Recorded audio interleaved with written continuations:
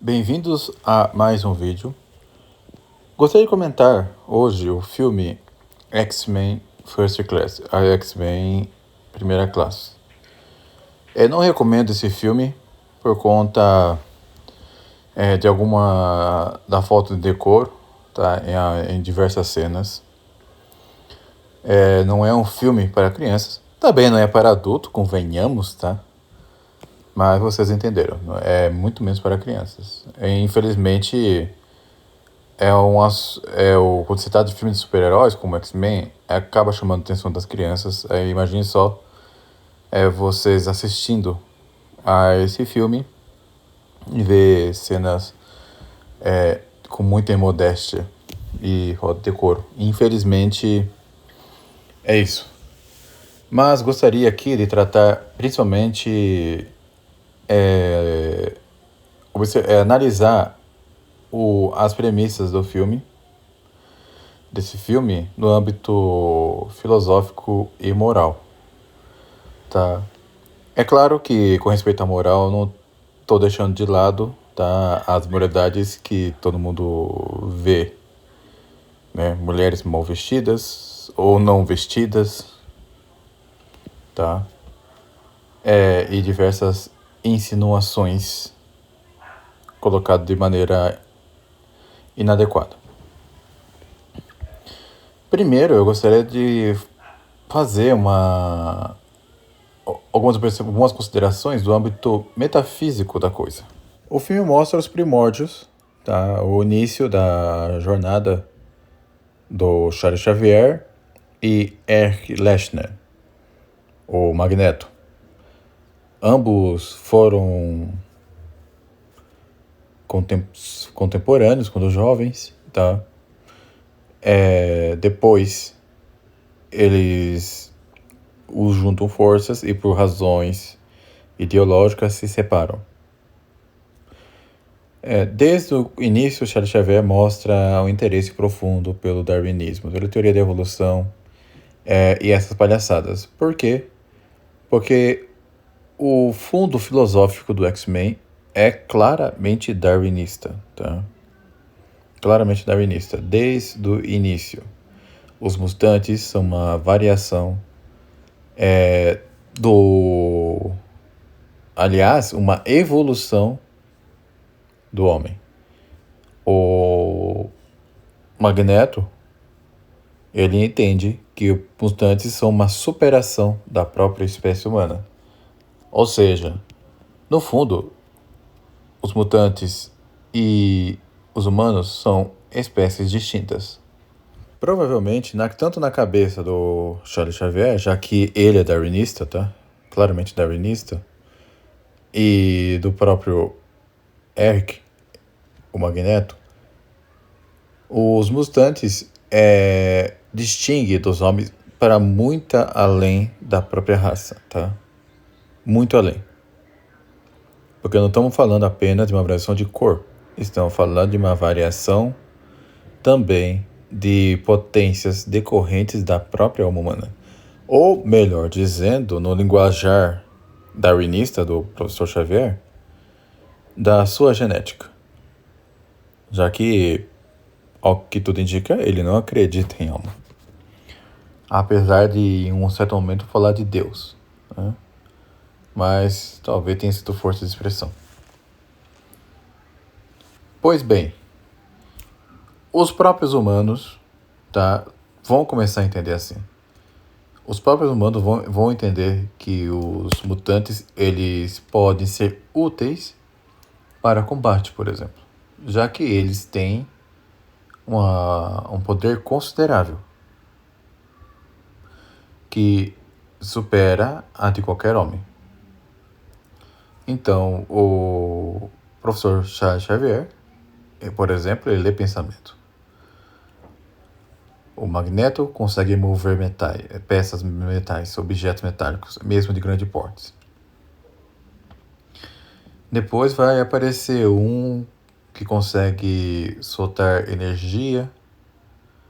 Tem uma mulher que tem asas semelhantes a de inseto. E uns outros mais.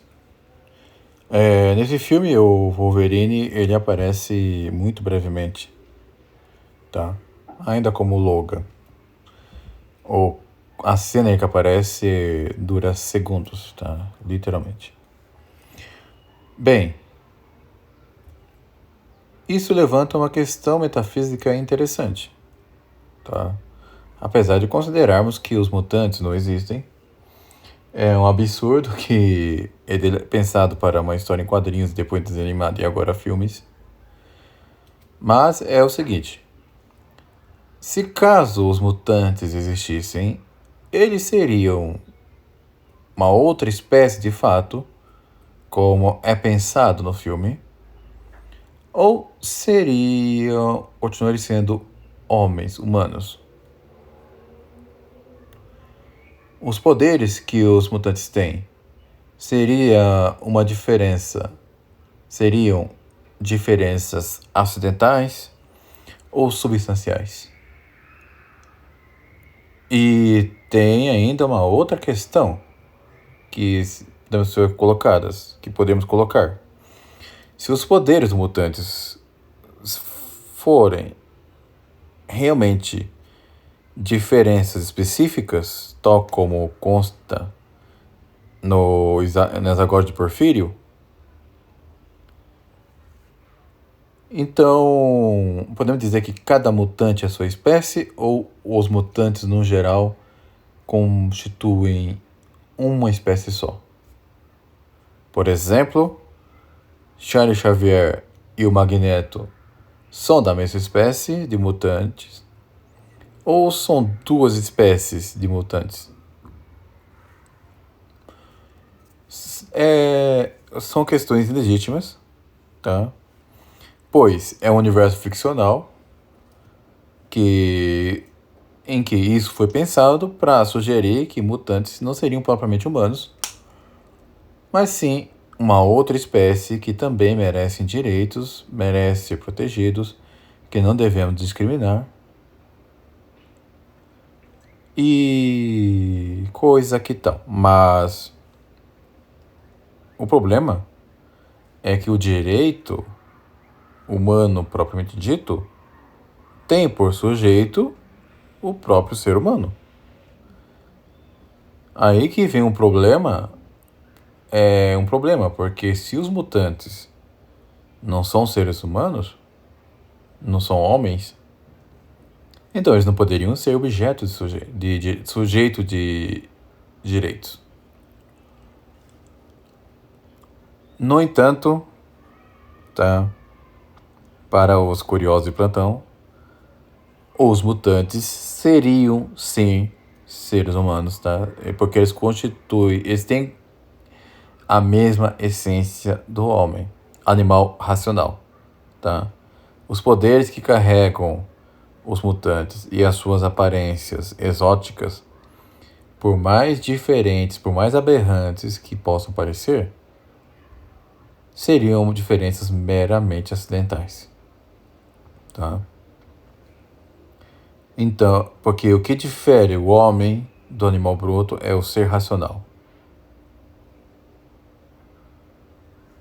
Pois bem, essa é a questão metafísica mais interessante que essa história aborda. Agora, tem a parte moral. Os mutantes, por serem mutantes, merecem isolamento forçado? Eles merecem ser discriminados? Coisa que tal? A resposta é não. A resposta seria não. Tá? O mesmo vale para o homem de qualquer raça. Tá? Então, podemos dizer o seguinte: se uma pessoa, justamente por ser da mesma espécie que nós, ainda que com diferenças acidentais diferentes,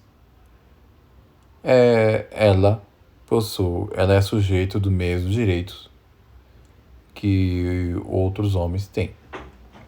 É claro que isso pode haver gradação, tá?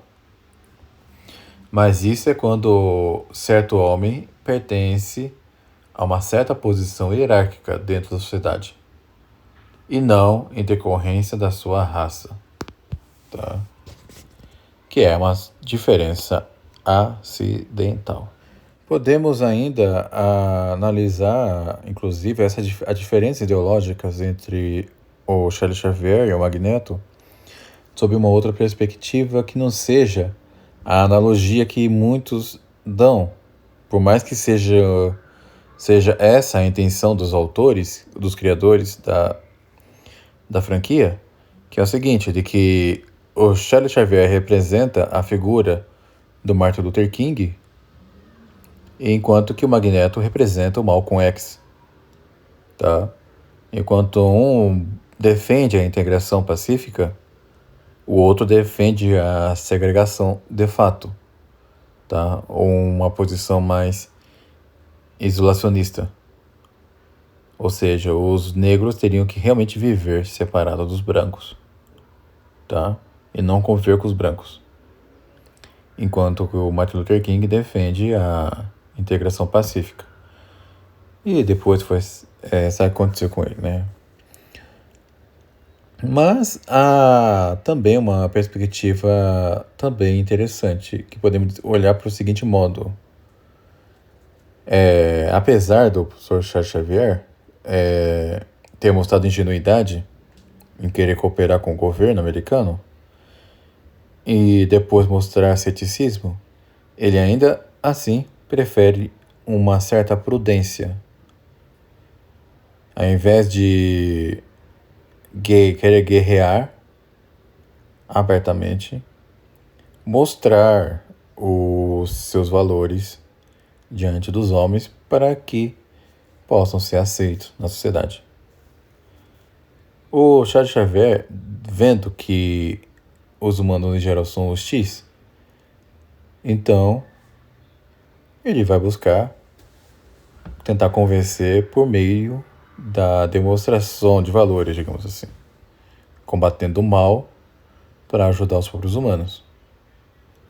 Isso podemos dizer, essa parte podemos dizer que tem até um fundo cristão, tá? Responder o mal com o bem. O problema é como o professor Charles Xavier busca lidar com isso. Por quê? Porque ele acredita piamente que a paz entre os humanos e os mutantes se dariam necessariamente com a racionalidade. O Charles Xavier, ele é um liberal racionalista, digamos assim. Enquanto que o Magneto, ele é o maquiavélico, ele é, ou melhor dizendo, um nietzscheano. Ele é alguém convicto de que é um Übermensch, né? Übermensch, o super-homem nietzscheano. Ou seja, os mutantes são a superação do próprio homem e que os mutantes deveriam subjugar os humanos. Enquanto que o Charles Xavier se opõe a isso. É nessas horas que o católico deveria perceber o seguinte: que falta faz a catolicidade para resolver esse problema? Caso esse problema realmente existisse, claro. Pois, se os mutantes são realmente humanos, como eu já disse, tá? Seriam realmente humanos, então eles teriam uma natureza disposta para receber a graça santificante e, consequentemente, a fé. A fé não pode se dar em substâncias irracionais ou brutas. A fé se dá somente em substâncias racionais, ou seja, no homem. A própria franquia reconhece. Afinal, o Noturno é católico. Apesar de ser da sua aparência um tanto quase que demoníaca, né? Na aparência. Digo, porque o Noturno é muito feio. Com a sua aparência azulada. tem uma aparência, digamos assim, não muito humana, apesar dele ser animal racional. Mas sua aparência destoa demais de um homem comum. Como, por exemplo, o professor Charles Xavier e o Magneto parecem realmente homens. Eles podem transitar no meio das pessoas sem, digamos assim, que ninguém perceba. Agora, o Noturno não poderia fazer isso. O fato é que os mutantes, tá, por mais que sejam essencialmente homens, eles possuem diversas diferenças individuais entre eles, mas que compartilham de um mesmo ponto em comum. Todos possuem poderes que os homens comuns não têm, tá? São homens mais incomuns.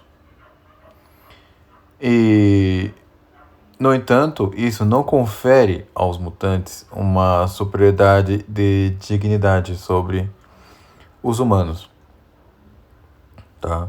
Como eu coloquei ali no meu vídeo sobre os anjos, que eu deixarei linkado, os anjos são superiores aos homens porque eles já possuem potências que não dependem da mais da matéria. Por mais espetacular que sejam os poderes dos mutantes, seriam ainda poderes decorrentes da matéria. Então, não podemos dizer que eles são superiores aos humanos por conta disso, em termos de dignidade. Mas o que o Eric ele propõe é uma subjugação, tá? Um domínio dos mutantes sobre os humanos para garantir a sobrevivência dos mutantes. É basicamente essa a proposta dele. É algo um tanto hobbesiano, um tanto maquiavélico, algo nesse sentido, tá? Mas gravei esse vídeo, mas para colocar aqui as minhas impressões sobre o filme. Moralmente, eu não recomendo por conta da imodéstia e a falta de decoro que esse filme tem, tá? Eu não recomendo. Eu lembro que eu assisti alguns episódios do desenho, tá? Do X-Men. Eu não tive muito contato com a HQ, tá? E eu assisti a 3 filmes da franquia, tá? Sendo que esse é o terceiro. Eu assisti ao que foi lançado em 2000, creio, ou 2010, não lembro. Mas acho que é 2000. E também ao Logan, tá? Por insistência de um amigo meu, tá? Porque queria que eu assistisse ao Logan, que é o melhor de toda a franquia, com certeza, tá? Apesar de eu não ter visto os outros, mas todo mundo diz que o Logan é o melhor filme da franquia. E, apesar da sua violência visceral, pelo menos não tem imodéstia, indecência, como tem, infelizmente, este filme X-Men First Class. Se não fosse por isso, seria um filme bom, tá? Seria um filme bom. Que eu poderia dar pelo menos uma nota 7, por aí. Mas como tem modéstia, tem mulheres só com roupas de baixo, diversas insinuações indevidas. Então fica uma nota 5 por aí, tá? Eu realmente não gostei desse ponto. Levanta algumas reflexões interessantes, não dá lições, tá? Esses filmes de super-heróis, eles nunca dão lições. Nunca. O que eles fazem é levantar reflexões, tá? Levanta reflexões interessantes? Levanta. Como coloquei aqui, tá? Dentro de uma perspectiva católica atomista. Mas lições não dá nenhuma. Agora, se vocês quiserem filmes que realmente dão lições, assistam Felicidade Não Se Compra, assistam um Ben-Hur da vida, tá? Se quiserem filmes que levantam reflexões profundas sem correr risco de imoralidades, Evite esse X-Men aí, mas pode contar com boa parte dos filmes do Nolan, com exceção do Oppenheimer, tá? Inclusive, eu pretendo gravar um outro vídeo sobre Nolan, mas desta vez não para elogiar, tá? O meu vídeo de elogio ao Christopher Nolan já foi gravado. Mas pretendo gravar um outro vídeo, dessa vez com uma crítica ao Nolan, porque parece que ele está cedendo dando concessões indevidas a Hollywood. Tá? E isso não me agrada. O Denis Villeneuve parece que ele é mais firme nesse ponto aí.